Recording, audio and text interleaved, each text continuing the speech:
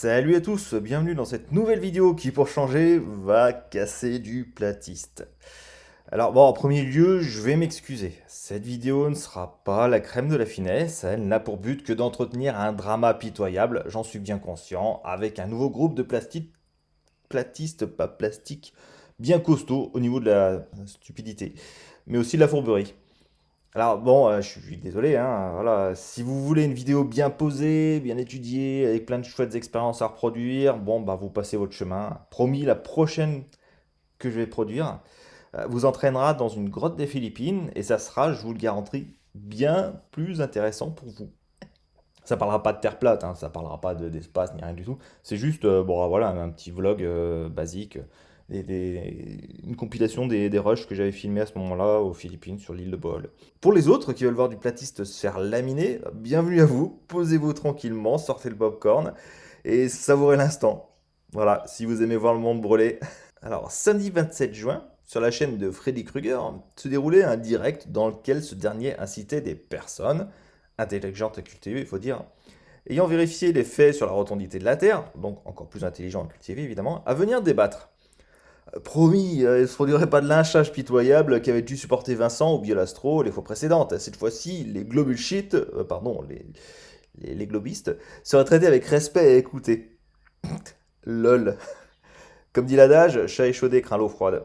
Ainsi, je n'ai fait qu'écouter d'une oreille distraite les élucubrations de nos chercheurs de Billevesée, tout en relevant avec plaisir les sottises annonnées par nos champions. Nous prendrons donc ce direct de référence, hein, c'est l'étalon zéro de l'intelligence, on va dire, un petit peu dans le désordre, histoire de pouvoir le laminer de manière un peu plus méchante. Là, on va commencer tout de suite avec une insertion d'Erwan le platiste, ou Erwan Apocalypse, parce que, ouais, le mec, il s'imagine chaud. C'est un tueur, quoi. Attention, hein, faut vraiment pas rigoler avec lui, hein, parce que si vous commencez à le contredire, vous pourrez plus en placer une, puisqu'il va s'exciter, il va baver derrière son écran, ça va être un gros craquage, quoi. Alors, pour situer le personnage, Erwan, c'est l'exemple même du platiste qui s'imagine savoir. Il balance des noms de scientifiques pour donner l'illusion que il a étudié le sujet.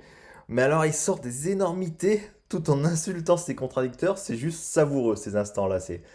Vous avez un mec qui va se gausser, qui va se gonfler le torse, hein, vous voyez le truc, et puis il vous rabaisse, mais il sort des trucs qui sont pitoyables. Donc, on va faire plaisir avec lui. Donc, on va commencer avec cet extrait qui va situer un petit peu le personnage, parce que c'est sur lui qu'on va finir cette vidéo. Le globe est une croyance. La Terre plate est un savoir. C'est bien là la différence et on n'en veut pas aux gens sincères parce que depuis des mois qu'on fait ce qu'on fait sur Live TV, on en a vu des gens arriver avec des vrais curieux, des gens avec des questions sincères qui se posent des vraies questions. C'est pas là le problème. Mais notre problème, c'est les Fred Aves et compagnie, là, les gens qui traînent dans le chat et qui sont des, soi-disant, la crème des globistes et qui sont incapables de venir prendre la parole parmi nous. Ils sont incapables parce qu'à chaque fois qu'ils vont sortir un argument, ils savent qu'on a les documents, on a les documents en face. Ils savent qu'on a de la vraie science.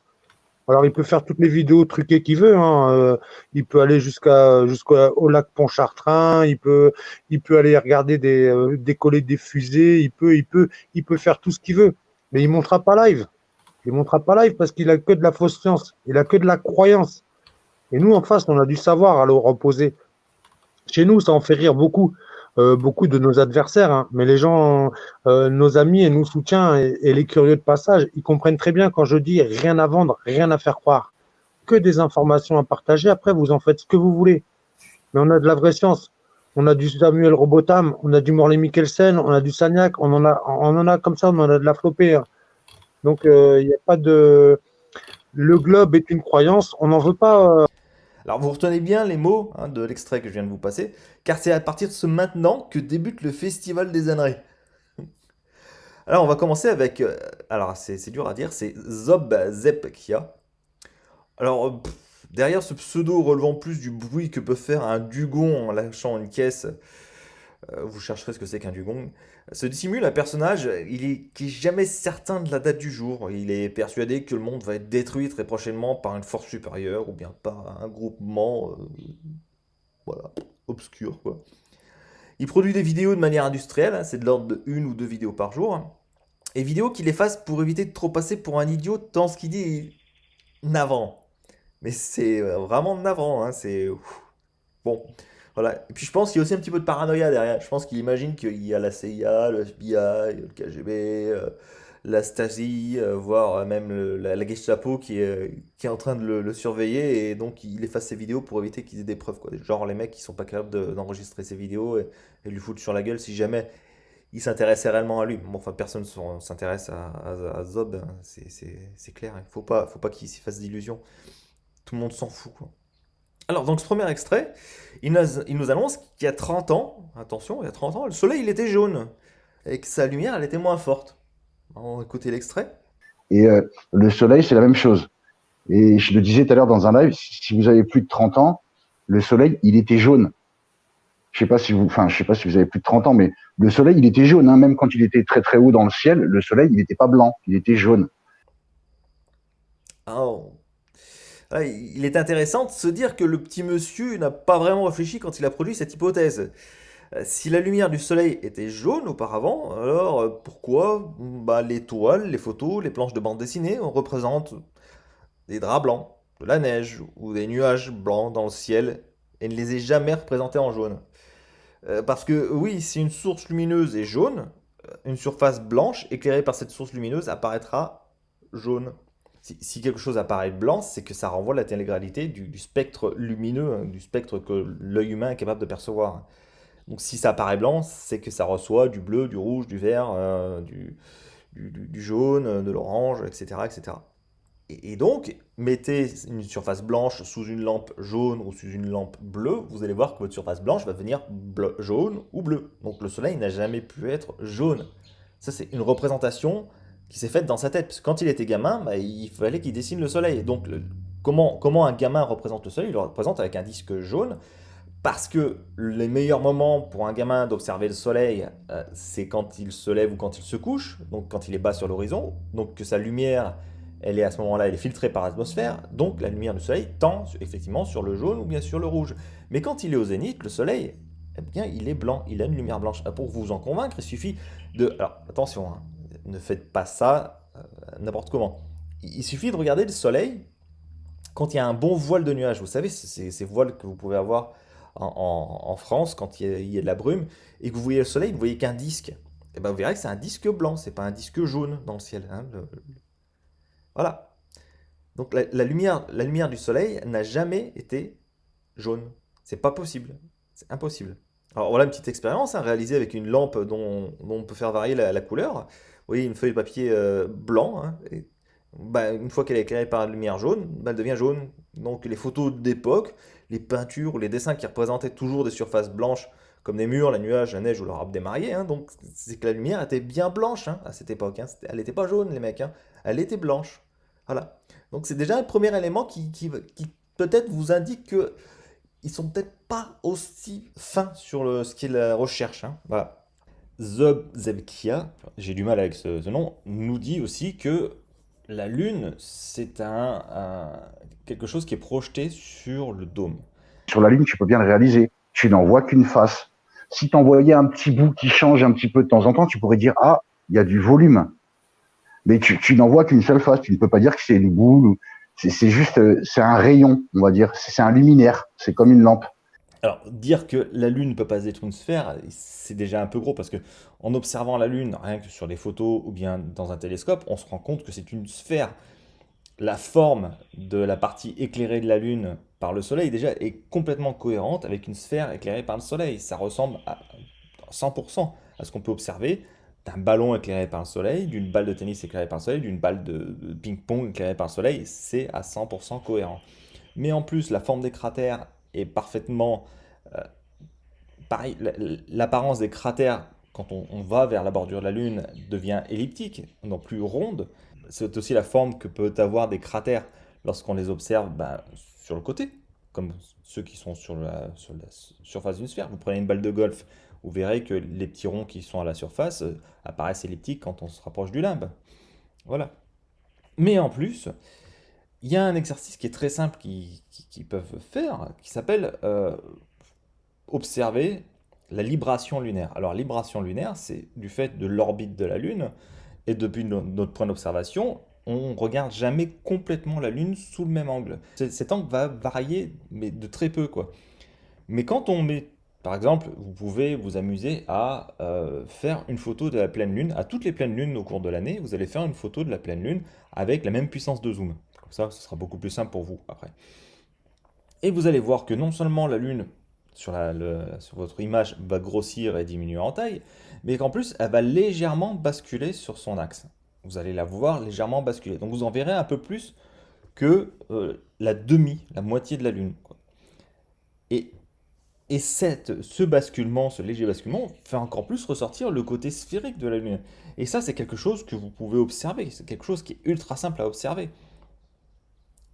Et j'en veux pour preuve, voilà, des gifs, hein, donc les gifs, c'est des images animées, de ce que certains se sont amusés à faire. Vous pouvez chercher sur Google, libration lunaire ou bien libration moon, et vous verrez des gifs de la Lune telle qu'elle apparaît au fur et à mesure des mois. Voilà, donc la Lune, c'est une sphère. Faut arrêter ce délire, quoi. Et il n'y en a pas un dans l'équipe qui a été en mesure, hein, soi-disant qu'il y en a certains qui étaient astronomes amateurs et tout ça, mais en fait, c'est du volant, c'est du vent. Ils sont pas astronomes amateurs, ils n'ont jamais été astronomes amateurs pour ne pas avoir relevé le problème. Alors, on va aller un petit peu plus loin, et là, il y a The Don Illuminati. Alors, lui, c'est l'exemple même du simplet qui n'écoute pas ce qu'on lui dit, hein. J'ai souvenir de dizaines de messages qu'il parachutait sur ma chaîne avec pour seul mot Détroit de Bering. Quand on lui demandait d'esclaircir ces messages si sibyllins, on se heurtait à une réponse sans appel, Détroit de Bering. Il n'y avait pas moyen de savoir à quoi il pensait, ce mec. Il venait, il trollait les chaînes en balançant Détroit de Bering, Dominique Mas, Détroit de Bering. C'était affolant, quoi. Bon, voilà. Même sur les directs de Québec Flat, il venait, il se lâchait, et c'était ce même genre de propos. C'est complètement aberrant, quoi. Il possédait le mec, hein, Détroit de Bering, hein. Il a failli se faire dégager d'ailleurs, hein. Euh, donc, The Don Illuminati, vous apprécierez le subtil jeu de mots de son pseudo, a sorti un argument qu'il déclare imparable. Attention. Tac, ça va arriver si tout se passe bien. Voilà. Alors je voudrais vous demander, à vous, on va vous appeler les novices, les héliocentristes, les fils d'Hélios, je vais vous appeler. Donc je vais vous demander, vous les fils d'Hélios, de m'expliquer ça. Après son échec, Boeing va de nouveau tenter de rejoindre l'ISS avec sa capsule Starliner. Donc ils avaient déjà échoué une première fois. Parce que j'ai pas l'article de base, je vais vous le chercher après, mais en gros, attendez, je vais enlever la petite croix. Encore pour voler tes informations. Allez hop, ça dégage. Voilà. Alors je vais vous demander. Il y a un petit décalage. Je répète, hein, pour ceux qui auraient des troubles. Après son échec, Boeing va de nouveau tenter de rejoindre l'ISS avec sa capsule Starliner. Donc, vous pourriez m'expliquer comment Thomas Pesquet pour être dans l'ISS?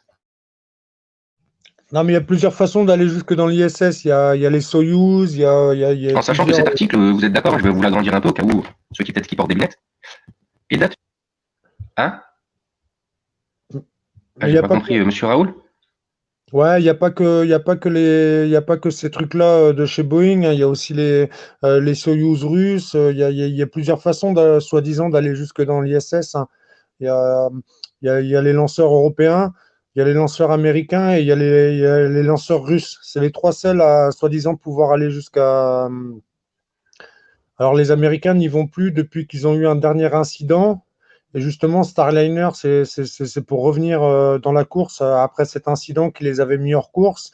Ils étaient obligés de passer par les Russes et ça leur coûtait un bras à chaque fois qu'ils voulaient envoyer un astroclown américain dans la piscine. Mais c'est qui a marché sur la Lune? C'est des Américains. Ouais. Voilà. Donc je rejoue sur leur jeu, tu vois. Ah oui, c'est calculé. Ah oui. Ah oui.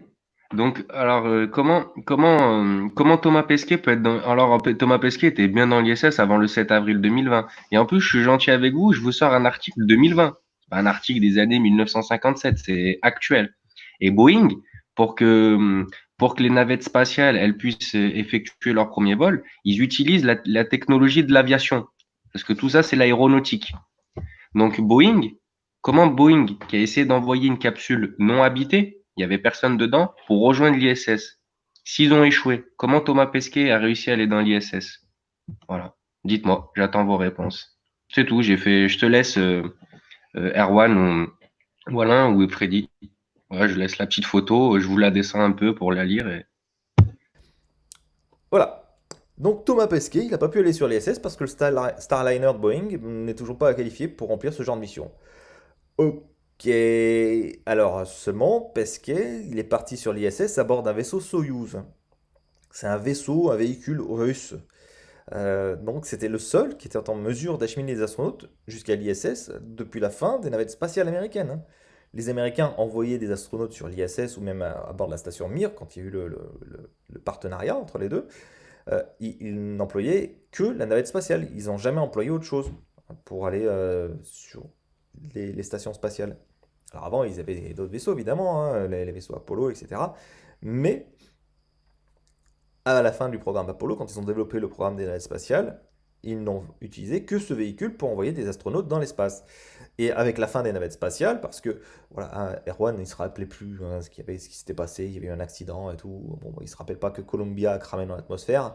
Et c'est ça qui a fortement ralenti l'utilisation des navettes spatiales et qui a accéléré leur fin. De toute façon, les véhicules étaient hors de prix. Et puis bon, voilà, c'était en fin de vie aussi. Euh, donc voilà, c'était un vaisseau russe que Thomas Pesquet a employé. Un vaisseau Soyouz, voilà, un vaisseau qui est vieux, qui est utilisé depuis plus de 30 ans, quoi.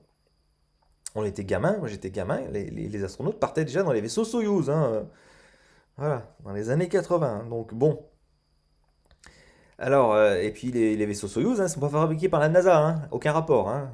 D'ailleurs, les Russes ont commencé un peu à rouspéter parce que les Américains ont développé, enfin SpaceX a développé le Dragon Crew, voilà, qui va justement, qui va faire en sorte que les Américains vont de nouveau pouvoir accéder à la station spatiale par leurs propres moyens, quoi. Voilà. Et donc, bon, en effet, hein, c'est un argument imparable, hein, tant il est navrant et tant l'info était facile à trouver. On l'a vu hein, quand Thomas Pesquet est parti sur l'ISS, c'est pas un vaisseau, c'est pas, c'est un vaisseau Soyuz qu'on a vu décoller. Et je me rappelle, il y avait même des lives des platistes qui montraient, qui regardaient ce truc, ils disaient ouais, c'est n'importe quoi, voilà, c'est un vaisseau Soyuz les mecs, hein. Voilà.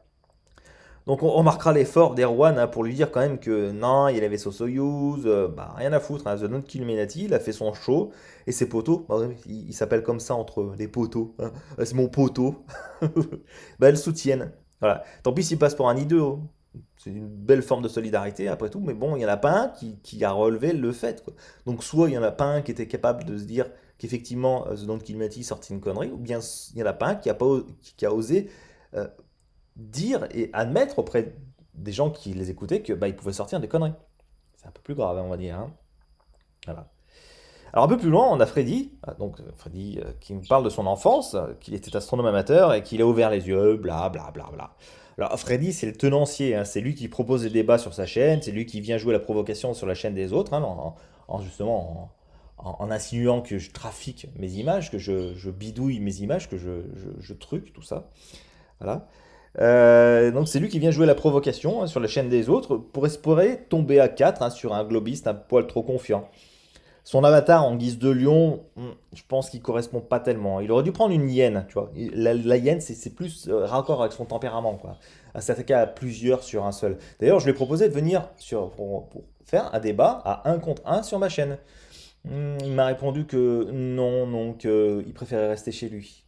Parce que, pourquoi chez lui? Parce qu'ils allaient être à 3 ou 4 sur un et que ils allaient pouvoir le lyncher. Tout ce qui s'est passé, habituellement, c'est ce qui se produit. Ils le lynchent et ils se gargarisent et ils ont le soutien de leur communauté. Et c'est juste pathétique. Voilà, donc c'est une jolie forme de lâcheté aussi. Voilà, donc la hyène, je te conseille une hyène. Tu peux mettre des lunettes hein, dessus si tu veux, c'est rigolo, hein. Moi j'aime bien les hyènes, hein, je trouve ça sympa. Je pense que on devrait tous être amis avec des hyènes. Alors mon petit Freddy, alors Freddy, voilà ce qu'il nous dit. Et moi, ça m'a fait une. Mais je suis tombé de très haut parce que j'étais astronome amateur et autodidacte. Et j'adorais tout ce qui était constellation, etc. Et je bouffais la NASA mais du matin au soir. Enfin, j'adorais ça. J'avais même acheté des magazines là-dessus. Et Oui, avec les autocollants, avec les planètes que tu collais à droite et à gauche, là. T'as connu ça aussi? non, j'ai pas eu ça, mais moi j'achetais des. C'était Astronomie, je crois, le magazine. Je l'achetais régulièrement pour avoir des photos des nébuleuses. Moi, j'avais en admiration, enfin, j'adorais trop, c'était la constellation du crabe, la nébuleuse du crabe, excusez-moi. Et je l'avais mis comme photo de profil sur mon MySpace, parce que là-bas, je suis un artiste musical à la base, donc je fais de l'électro. Et donc j'étais vraiment dans ce domaine-là. Je faisais des musiques zen, etc. Parce que je regardais les documentaires de la NASA, là, les mystères du cosmos, etc. Là. Et il y avait que des musiques zen derrière et tout. J'adorais ça. J'étais total hypnose en fait. Et quand tu te rends compte que tout ça, c'est des conneries, qu'on t'a volé 30 ans de ta vie, c'est un truc de dingue. Tu peux pas imaginer à la base, mais c'est pas possible. C'est pas possible. Et tu fouilles, tu te rends compte que putain, mais tout est mensonge. Mais tout est mensonge. C'est que des photos faites par des artistes, faites par Photoshop, faites par ordinateur, CGI, etc. Tout ce que tu veux, toutes les images qu'on voit de Jupiter, etc., les images de la NASA, c'est du CGI, c'est du CGI, tout simplement. Tu vois, il y a une photo où tu vois Jupiter. Après, si vous voulez, je fouille, je la retrouve la photo. Où tu vois Jupiter avec l'œil, là, tu sais. Et après, tu vois, soi-disant une photo où il y a les aurores boréales sur l'épaule de Jupiter. Et ben, ils ont pris la même photo, ils ont juste colorié au-dessus pour faire croire qu'il y avait une aurore boréale. C'est un truc de dingue, quoi. Et j'ai gobé tout ça. J'ai gobé tout ça. Ouais. Alors, mon petit Freddy, il n'y a pas que la NASA qui produit des belles images du ciel, hein. Les astronomes amateurs en sont tout autant capables pour peu qu'ils soient bien équipés et qu'ils maîtrisent parfaitement leur matériel. Donc, c'est-à-dire de la mise en station de leur télescope à l'observation, le choix des bons moments, hein, la bonne météo, parce que l'idéal pour faire des belles images, il faut avoir un ciel avec très peu de turbulences, donc ça se produit hein, par moment. Donc, c'est les mecs qui touchent en imagerie, mais qui touchent aussi en météo. Et puis ils connaissent parfaitement, ils maîtrisent parfaitement toute la chaîne de production de leurs images, hein, c'est-à-dire de la phase d'acquisition des images au stacking et après justement à la compilation de toutes ces images et puis bah, à la création finale de l'image. Et c'est quelque chose que n'importe qui, n'importe quel passionné on va dire, hein, pas n'importe qui, peut réaliser. Voilà, moi juste avec mon 500 mm plus mon D500, voilà ce que j'ai pu obtenir de la nébuleuse d'Orion. Voilà, juste avec un appareil photo, hein. Voilà. Donc imaginez ce que des gens avec du matériel beaucoup plus performant que moi, et il y en a beaucoup, arrivent à produire. Et imaginez ce que des observatoires professionnels, des observatoires scientifiques sont capables de produire. Voilà. Je dis ça, je dis rien, hein. Voilà. La nébuleuse du crabe, elle est parfaitement observable dans un télescope, hein, et les astronomes amateurs sont capables de faire des très belles images de la nébuleuse du crabe. Voilà. Alors en tant qu'astronome amateur, il aurait pu aller dans un club d'astronomie, hein, c'est gratuit, enfin, il faut adhérer, hein, mais bon, voilà. Et, histoire d'observer de ses yeux, mais bon, quand on est feignant, c'est plus simple de glander sur le net pour finir par gober les premières sornettes qui popent sur la barre de recommandation de YouTube. Ça c'est sûr, hein. Ça, histoire, pour s'enfermer dans une croyance, Internet c'est génial. Merci YouTube, merci Facebook. Là ils ont fait, c'est une véritable usine à génie ce truc. Alors, on a enfin le meilleur. On va finir avec le meilleur à la fin, quoi. Erwan le platiste. Alors, lui, c'est le champion de toute catégorie de l'ouverture d'esprit. Alors, son esprit, il est tellement ouvert que son cerveau finit par se faire la malle, hein, je dirais. Toujours prêt à dire qu'il va écouter, hein, mais dès qu'on ose le contredire, c'est à grand renfort de menaces et propos agressifs que le petit monsieur veut gérer le débat. Entre des millefeuilles argumentatifs et puis des coups de menton pathétiques, Erwan gère les globistes, comme ses potos d'ailleurs, ses potos, comme un bon petit tyran de cours de récréation, hein. Alors, à la fin, je mettrai juste un exemple de la manière dont il a dégagé un de ses poteaux québécois, juste parce que le mec portait pas le bon pseudo.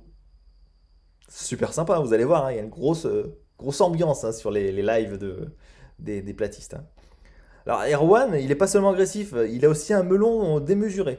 hein, comme je l'ai mis en tout beau début hein, de vidéo, voilà, où il dit que chez eux c'est la recherche. Bon, après, alors il se plaît aussi à dire hein, au cours des directs qu'il a passé des semaines à étudier des sujets. On va aller un petit peu plus loin, on va écouter à quel point le bonhomme est savant. Voilà. Si je peux réagir là justement par rapport au voyage sur la Lune, j'aimerais bien que les globistes nous expliquent où c'est qu'il était le buggy dans le LEM. Exactement, ouais. C'est intéressant, ça Pardon. aussi. Excusez-moi, Il était j'ai où, pas le coupé le buggy? micro. Que des trucs factuels, ouais. Je crois qu'il n'y avait pas vraiment la place pour le buggy dans le LEM. Il était où le LEM? Le buggy? Il est apparu comme ça tout seul sur la Lune? Donc il nous pose cette question. Comment hein, la NASA a fait pour poser le rover sur la Lune? Je suis impressionné. Alors il pense que c'est certainement une énigme incroyable. Et dire qu'il a soi-disant passé des semaines sur le sujet. Alors, et 2 minutes de recherche lui aurait permis de comprendre comment le rover a été apporté sur la Lune. Ben, tout simplement, il était replié dans une soute de l'étage de descente du LEM. Et le secret, il est tellement bien gardé hein, qu'on a des vidéos d'archives qui montrent la conception, les tests et le déploiement du rover sur la Lune. On a les images. Hein, c'est pas secret, il y a les images. La NASA est quand même pas suffisamment conne pour se dire, pour peu qu'ils aient trafiqué l'affaire. Hein. Dire, oh bon, on va poser le rover juste à côté du module lunaire, et puis voilà, les gens ne se poseront pas de questions, quoi. Vous avez toute la chaîne de conception du rover qui a été pensée et qui est dévoilée, hein, qui est parfaitement connue. Hein. Vous trouverez toutes les archives sur les sites de la NASA. Et vous allez me dire, ouais, mais c'est la NASA. Bah oui, mais c'est la NASA qui a envoyé l'homme sur la Lune. Hein. C'est pas les Japonais. Voilà. Bah, déjà, c'est déjà un mauvais point pour la soi-disant recherche d'Erwan.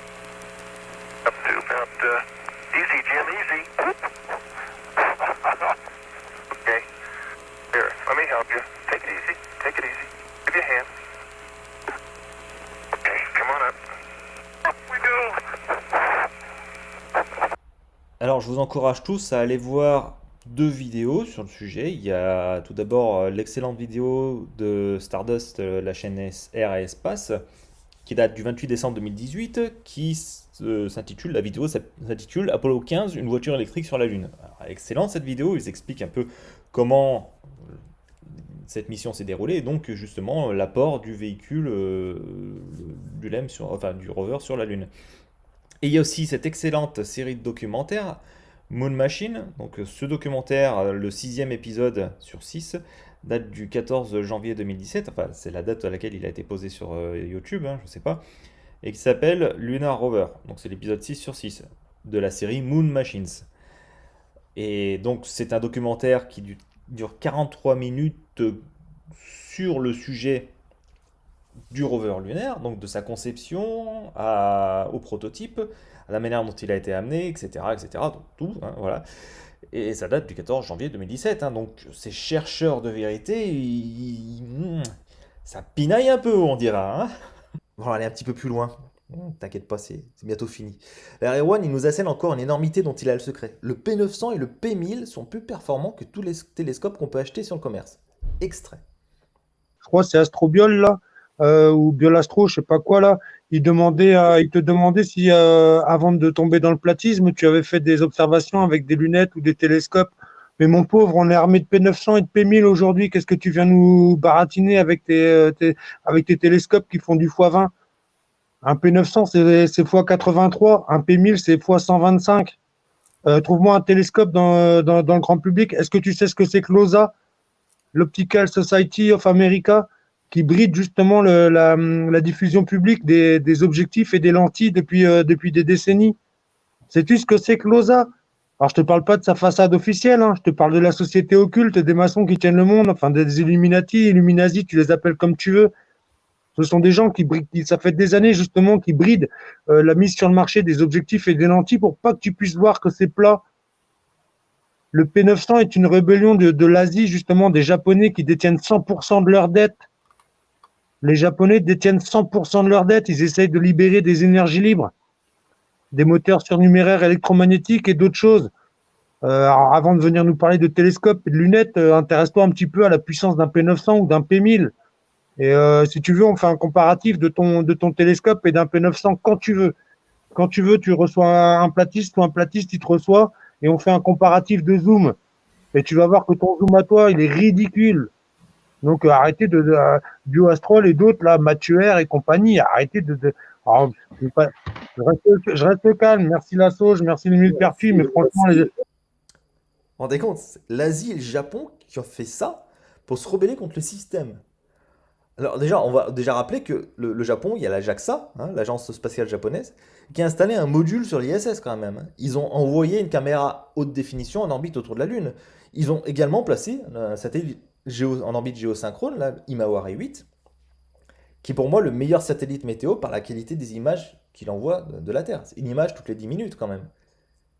C'est des images qui sont magnifiques.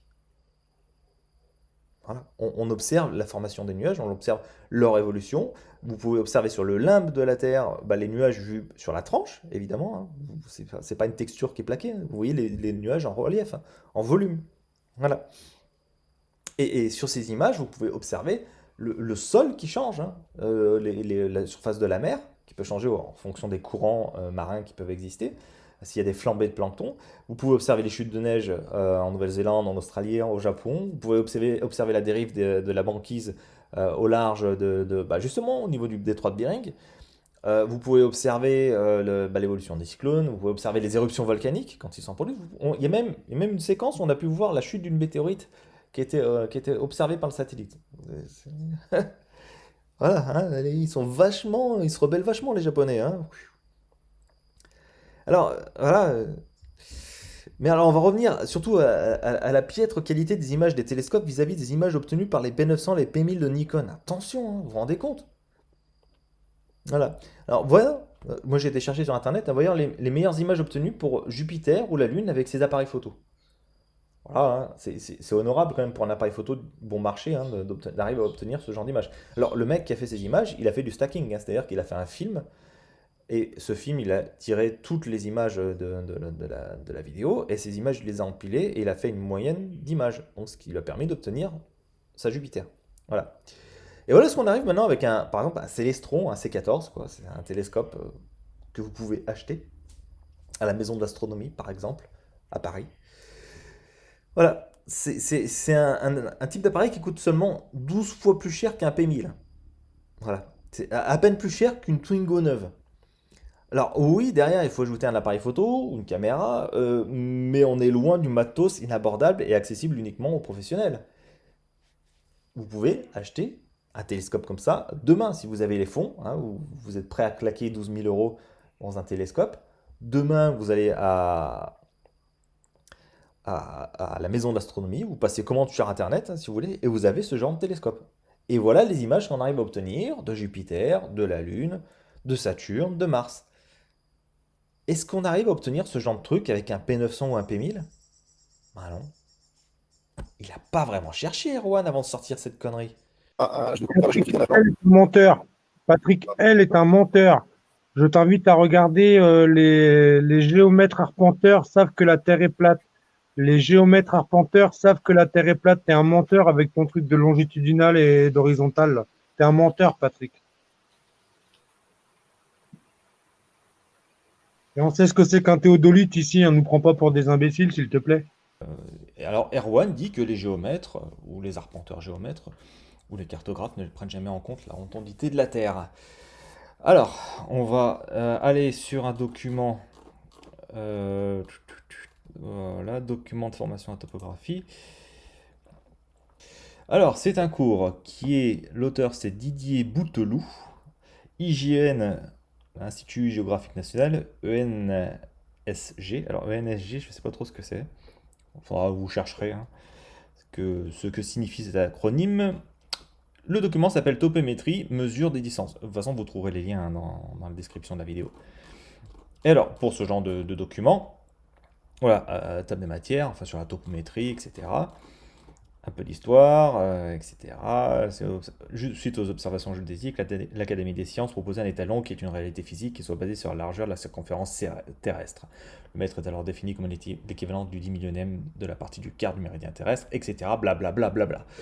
Alors, il vous explique comment on fait des cartes, comment on fait des relevés, etc. etc. Et alors, on va chercher un truc tout simple. Hein, Alors, on va rechercher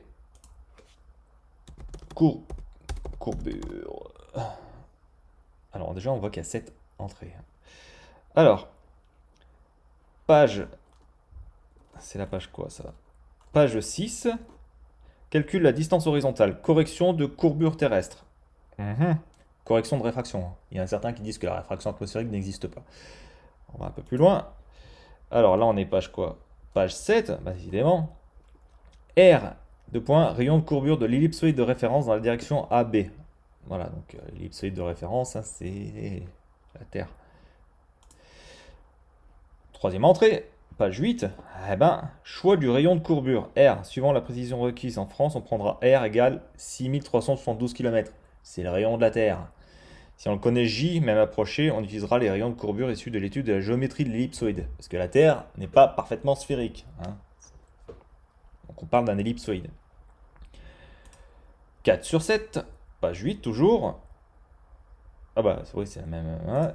5 sur 7, page 9. Le coefficient K est le rapport entre la courbure terrestre et la courbure des rayons lumineux. En réalité, cette valeur de DH correspond à la distance horizontale correspondant au point A. Cette formule fait intervenir la distance zénitale Z, observée au moment de la mesure, et tient compte d'une correction dite de niveau apparente, qui correspond à la courbure du rayon lumineux et de la sphéricité de la Terre. Décidément. 6 sur 7, page 9. 7 sur 7, page 9, toujours pareil. Voilà. Alors, la courbure de la Terre n'est soi-disant jamais prise en compte par les géodésiens, les arpenteurs, géomètres, etc. Alors, c'est sûr qu'un géomètre qui va vous mesurer des distances sur un stade de foot ou bien dans un quartier, il ne va pas s'enquiquiner à corriger le rayon, enfin la courbure de la Terre, la différence due à la courbure de la Terre. Mais à partir de 300 mètres de distance, je le sais parce que j'en ai discuté avec un pote qui est géomètre, eh ben, on peut commencer à prendre en compte le rayon de courbure de la Terre et ça peut rentrer en compte dans le calcul des distances, et surtout des hauteurs, des relevés de hauteur. Voilà, il suffit de chercher. Hein. Et on va terminer avec cet argument qui revient toujours là. Par contre, là, il l'a pas dit dans ce direct, il l'a dit dans un autre direct. Donc je préfère en parler, voilà. Alors, il dit, comment ça se fait que l'atmosphère, elle n'est pas attirée par le vide spatial? Alors Erwan, il part du postulat que le vide de l'espace devrait pomper l'intégralité de l'atmosphère, parce que c'est le vide, et qu'au niveau de la mer, il y a la pression d'un bar, soit une atmosphère. Donc, ça devrait être aspiré dans l'espace. Parce que c'est le vide dans l'espace. On voit très bien que quand on fait le vide dans une boîte à vide, quand on ouvre cette boîte à vide, eh bien, voilà, il y a l'air qui s'engouffre à l'intérieur, parce qu'il y a une différence de pression atmosphérique. Voilà. Donc il imagine candidement que l'atmosphère terrestre devrait s'élever et partir dans l'espace pour être aspirée. Voilà. Alors c'est pertinent, mais bon, j'aimerais comprendre comment son cerveau, si intelligent, a pu occulter que si deux zones de pression atmosphérique différentes ne peuvent qu'aller vers un équilibre des deux, hein, c'est-à-dire que là où il y a la haute pression, ça doit aller vers la basse pression, et ça très rapidement. Comment ça se fait qu'il n'a pas réfléchi qu'au sommet de l'Everest, la pression atmosphérique, elle est de 0,32 atmosphères? 0,32 atmosphères. Comment ça se fait qu'au sommet de l'Everest, l'atmosphère, la pression atmosphérique qui est au niveau de la mer ne s'équilibre pas? Quand on monte au sommet de l'Everest, la pression atmosphérique, d'ailleurs, c'est comme ça que fonctionne un baromètre, un altimètre. L'altimètre fonctionne justement avec la pression atmosphérique. Quand je faisais du parachutisme, l'altimètre, il fallait le régler. Hein, quand on décollait, on mettait le niveau 0 avec une petite molette pour régler notre altimètre. Et l'altimètre fonctionne justement avec la pression atmosphérique. Plus on monte en altitude, moins la pression est élevée. Voilà. Donc, Comment ça se fait que bah là-haut, voilà, la pression ne s'équilibre pas? Comment ça se fait qu'il existe des zones de haute et basse pression au niveau de la mer? Les zones de haute pression, c'est les anticyclones. Les zones de dépression, bah, c'est les dépressions, quoi. Et quand il y a un cyclone sur une zone, vous avez une chute de la pression atmosphérique. Donc théoriquement, l'air devrait être s'engouffrer dans la zone de basse pression, quoi. Alors que ça ne se produit pas du tout. Il y a un mouvement de masse d'air, effectivement. Mais ça, vous vous rendez compte? Il n'a pas réfléchi à ça, Erwan. C'est fort quand même. J'aimerais bien comprendre comment ça se fait qu'il n'a pas réfléchi. Dissonance cognitive? T'es mauvais! Mais au final, ce que ces messieurs ignorent, c'est qu'ils sont regardés non pas pour la pertinence de leurs arguments, mais en grande partie pour l'incroyable bêtise dont ils font preuve. C'est un fait. La stupidité fascine. De nombreux programmes TV jouent d'ailleurs de la stupidité de ces personnes pour vendre leur du temps d'antenne. On se souviendra de Nabila et de la déferlante de programmes mettant en scène des abrutis venus des régions septentrionales ou méridionales de la France. Des imbéciles intriguent et rassurent le citoyen lambda qui se sent beaucoup moins crétin du coup. Pour finir, si les élucubrations des platistes font grasser beaucoup de dents chez ceux qui ont tendance à vouloir enseigner ou ceux qui vivent la passion, il faut bien avouer qu'elles font beaucoup de bien à beaucoup de monde tant elles rassurent qu'il y a définitivement des personnes bien plus bêtes que soi. À bientôt. Bah, oh, ça craint.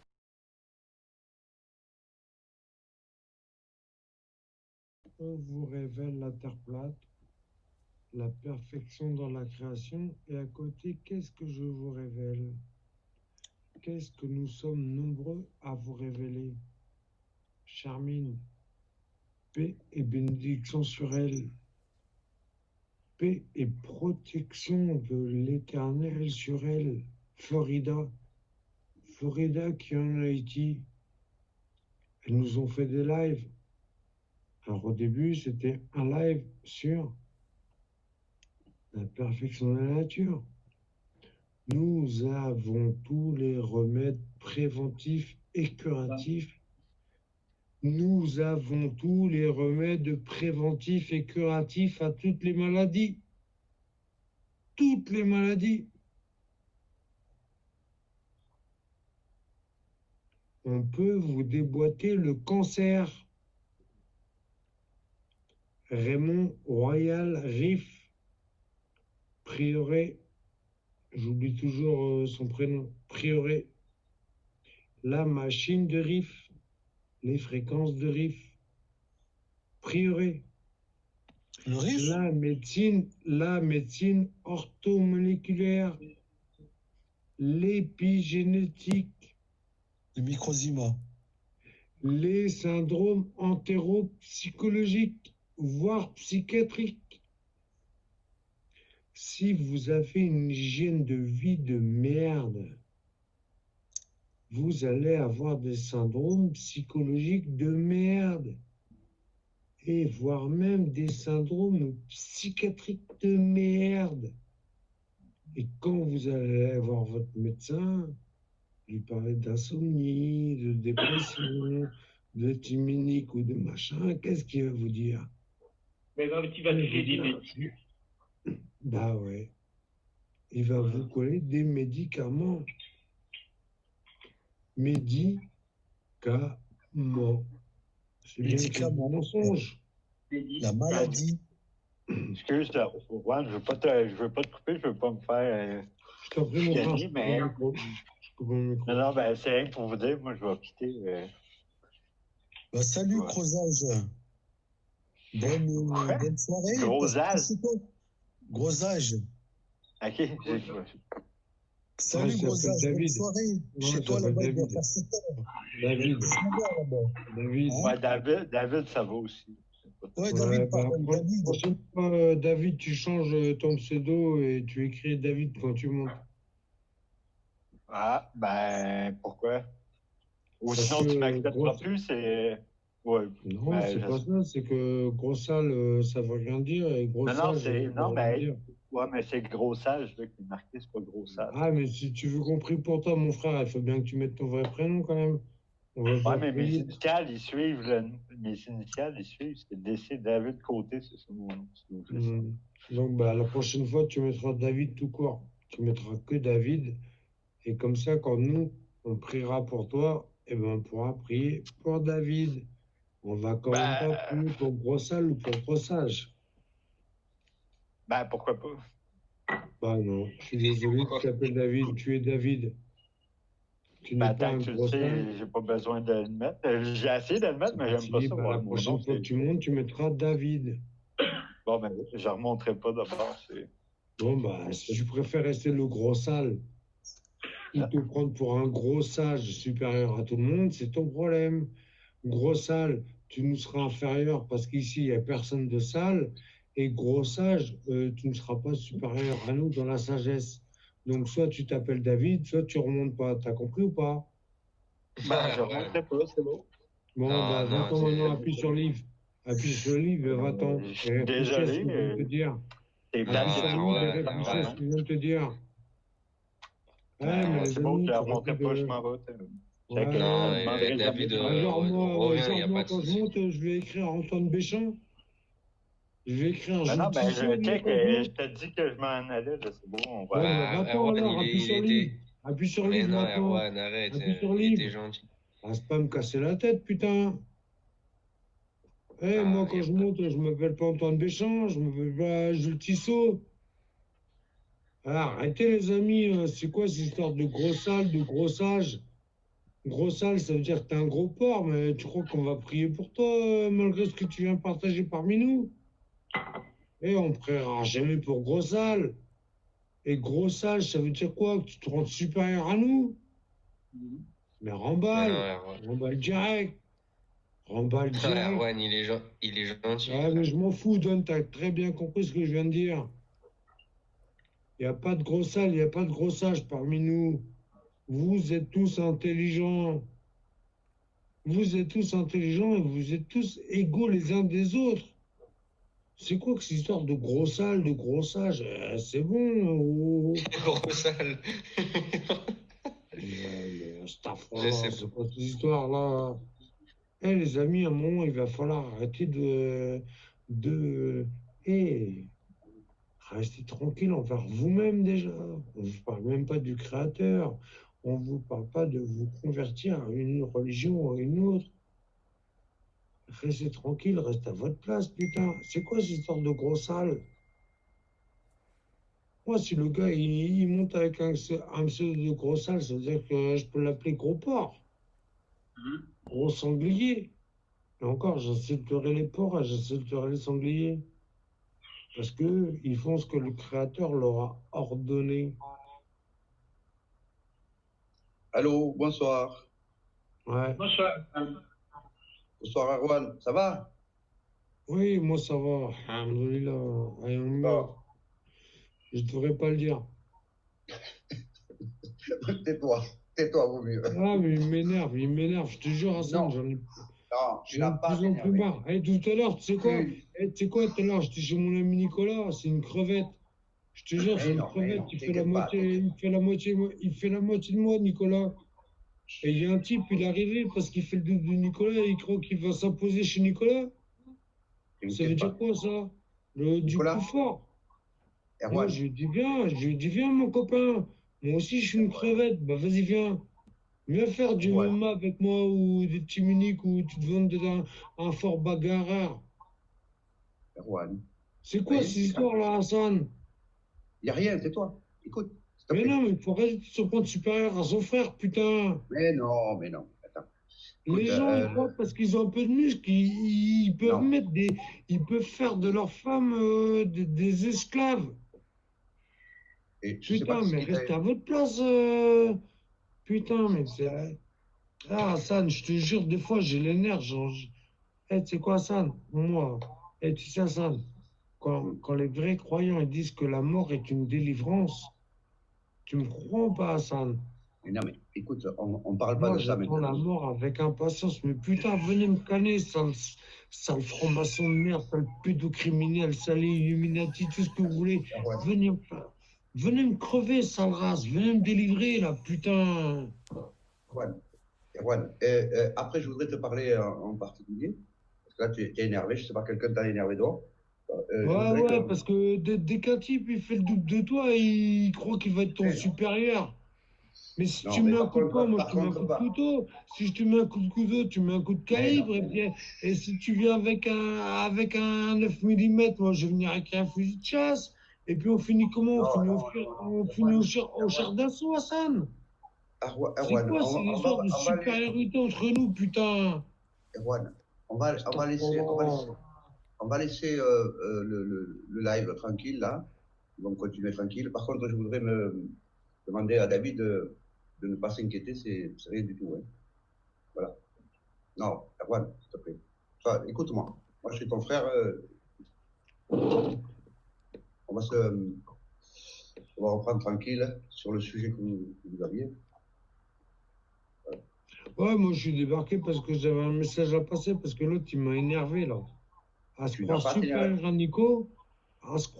Non, mais franchement, le type, il a cru qu'il allait imposer sa loi chez Nico quasiment, quoi.